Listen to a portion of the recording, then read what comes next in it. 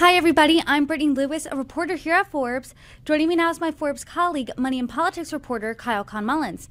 Kyle, thanks so much for joining me. Always good to be here, Brittany. President-elect Donald Trump has been fast and furious at nominating members for his cabinet. There is one person who has received bipartisan praise, and that person is Senator Marco Rubio for Secretary of State.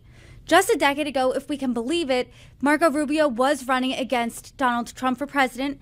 Now Trump nominated him to be the top diplomat in the country. So he did start at humble beginnings. Who is Marco Rubio?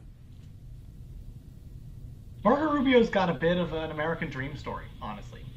He is the son of Cuban immigrants. They fled the Batista regime before the Cuban Revolution. He's born in Miami. Went to college, went to the University of Florida, and then to the University of Miami for law school. He racked up a ton of student debt in that process, and we're going to talk a little bit more about his finances later. And then he went right into local politics. He says he was interested in politics because he saw what communism did to his ancestors' native country, and he didn't want that to happen here. So he went into local politics. Initially, he got a seat on the city commission, his local city commission, then won a state house seat in 2000. By 2006, he was the Speaker of the Florida House. He was the first Latino Speaker of the Florida House. And then he ran for an open Senate seat in 2010. He won a three-way race. One of his opponents was a Democratic congressman. The other was the sitting governor of the state, Charlie Crist, running as an independent. He won that three-way race in the sort of Tea Party wave that year. And from there has cast himself as he's had an interesting political evolution over the years. I think used to be considered more of a moderate Republican. He sort of spearheaded bipartisan immigration reform that didn't end up passing, and then in more recent years has become a little bit more Trumpy, I would say. Has become he ran against Trump in 2016, but by 2024 he is a loyal Trump backer. I want to get into the senator's finances here. And you recall back in 2015, Donald Trump said this about his finances, quote, "He's a disaster with his credit cards, and he certainly lives above his means." Was Donald Trump right? What did his finances look like at the time? Well, it's always a little hard to know exactly what Donald Trump means in any given statement or moment. He was wrong in the sense that Rubio did not report any credit card debt at that point in his career. We have his financial disclosures from that point from the Senate. He didn't have any sort of large credit card bills that were outstanding. Whether he lived above his means is another question. He did have a lot of debt at the time. His house was Forbes assessed at the time that his house was worth less than he owed on it, which is never a good situation to be in. So he repeatedly tapped his house for cash. And overall, Forbes estimated he was worth only about $100,000 at that point in his life, in large part because of the debt that he racked up on his house and on a rental property that he owned.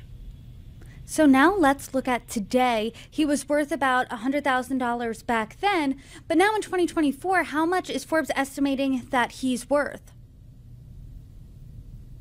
Forbes is estimating that he is now most likely a millionaire. And the vast majority of that is because of one really smart real estate move that he made just a couple years ago. To give you a bit of a sense of things, in 2016 or 2015, when we estimated that he was worth about $100,000, he actually declared between $135,000 and $400,000 of sort of non-real estate assets on his financial disclosure, and that's gone down. He's only reporting between $35,000 and $175,000 today. So his overall holdings haven't gone up that much. And so you might be asking, well, then how is his net worth so much higher? And the answer is that he has reconsolidated a lot of that debt. Like I said, there's a real estate deal that we're going to talk about. He bought a $1 million home in 2021, and it's now worth $1.75 million is our estimate. That has boosted his net worth considerably. First, let's back up a second. Let's talk about his salary. He serves as a senator now. How much is he making now? And let's say he does get confirmed to be Secretary of State. How much will he be making then? So Rubio makes $174,000 as a senator. That's the same as every senator and every House member, except for a couple of those that are in leadership. That said, if he gets confirmed, and he is expected to get confirmed, he's sort of seen as one of the most mainstream Trump picks and for the cabinet, and senators tend to like to confirm other senators for the cabinet. And if he does get approved, he'll be making over $200,000, which is the salary of most of the members of the cabinet. It's nice that we can compare what his fortune was in 2015 to what it was now. So, how much are his non real estate assets worth, and how has that changed in almost a decade? So, in addition to his real estate, he's got, like I said, that his non-real estate assets have dropped pretty considerably. We only have these ranges, so we're not 100% sure exactly how much they were worth in 2015 and how much exactly they're worth today. But he went from a range of $135,000 to $400,000 to a range of $35,000 to $175,000. That's a pretty significant drop in that range. And then, in addition, his federal pension has gotten significantly more valuable with another roughly decade in public service. That's probably worth at least a couple $100,000 at this point. And so you add that to his real estate, you add it all together, and he's probably worth over $1 million. That is a pretty significant drop. So, is there any indication of why you saw this fall off in investments? The big thing seems to be he had a big influx of cash from his book earnings in the early 2010s, and then spent it down over time. Some of that may have gone toward paying off debt.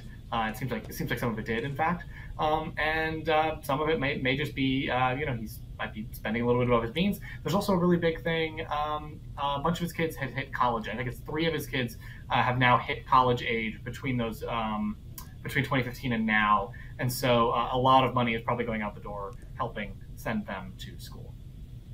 And you hinted at his property. Talk about that, because you said that this is what propelled him to potentially being a millionaire. Yep, he bought a house in Miami in 2021, moved a little bit further. His old house was very, very close to the airport, so I'm imagining they moved away in part because of that. They bought about $1 million house in Miami in 2021. It's now worth $1.75 million. And so even as they've been paying down that mortgage over the past couple of years, the house has almost doubled in value. That has really boosted the net worth. And you said earlier that he's penned a few books. How much was he making off of them? And has that been consistent in the past decade? He made more off his first book than his other 2 that he's released since.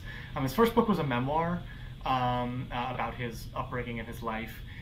He got an $800,000 advance for that, and then since then he's released 2 more books, and he's probably made about $600,000 since 2015. So all in all, we're looking at over $1.4 million total in book income over the past couple of years. Marco Rubio has had a really interesting career trajectory when it comes to politics, because when he was debating Donald Trump, when he was running against Donald Trump, Trump really released this brutal nickname on him, Little Marco Rubio. Now, 9 years later, Trump is tapping him to be his top diplomat. So talk about this trajectory a bit. What type of diplomat do you think Marco Rubio is going to be? Do his foreign policy views align with Trump's? So again, with the caveat that Trump is always a little bit hard to pin down on any given issue, and especially when foreign policy, very complicated, sometimes a little bit harder to pin him down than most. It does seem like Rubio and Trump are kind of peas in a pod when it comes to foreign policy. So, for example, Trump has expressed skepticism of sending additional aid to Ukraine. Marco Rubio has endorsed that position. He was initially a backer of Ukraine, but as Trump has become more critical of the country and of the aid that we're giving them, Rubio has backed off as well. Additionally, he's a major Iran hawk, very skeptical of the Iranian regime. Same with Trump. Those two align very closely. They're also both steadfast with Israel in its war against Hamas in Gaza and Hezbollah in Lebanon. And the Trump administration was had pretty harsh sanctions and other crackdowns on the Cuban and Venezuelan governments, both kind of left-leaning dictatorships, and that is right up Rubio's alley. Like I said, he's been a critic of the Cuban regime and of the Venezuelan regime since he's been in politics. Should he get confirmed, based on past secretaries of state, does Marco Rubio's financial future look bright? Yeah, absolutely. These kinds of cabinet positions can definitely set people up for, even if they don't go back to an elected office afterwards, can set them up for really big paydays. Look no further than former Secretary of State Hillary Clinton. She made millions of dollars from speaking engagements, books, all these kinds of things. UN Ambassador Nikki Haley, she got a board seat on Boeing. Again, speeches, books. There are plenty of paths available for ex-administration officials once they're out of office. Kyle Khan-Mullins, per usual, thank you for your reporting. Always great to be here. Thanks again.